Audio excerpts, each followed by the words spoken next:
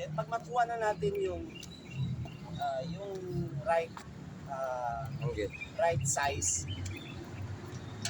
dito natin may unlock and unlock dito na parang yun, unlock. Then so may tatlong butas, apat na butas yan. So ganito yung sizing. Measure. Pag makuha na natin, bababa ko.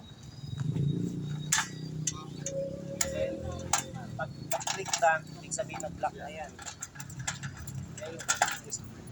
Then, ilalagay sa side. Kung ano yung bilang ng butas, ganun din yung sa kabila.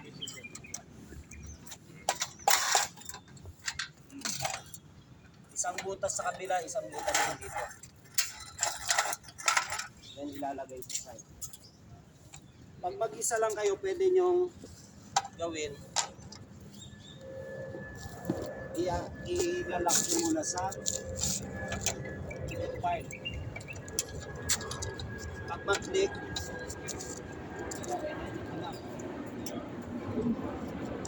next. Kaya scope tinawag kasi yung scope na yan.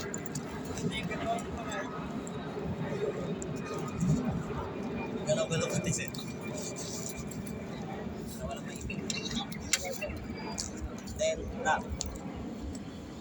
Then, buwan. Make sure lang na nakalock. Paano malaman kung nakalock? Pag itong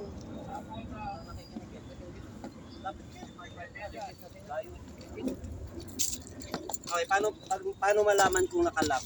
Pag yung lock key dito is naka ano na, pantay. Pag hindi nakalock yan, nakaganyan lang yan. So nakaangat.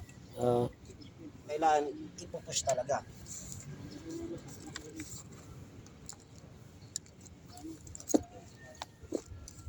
Pag may kasama naman kayo,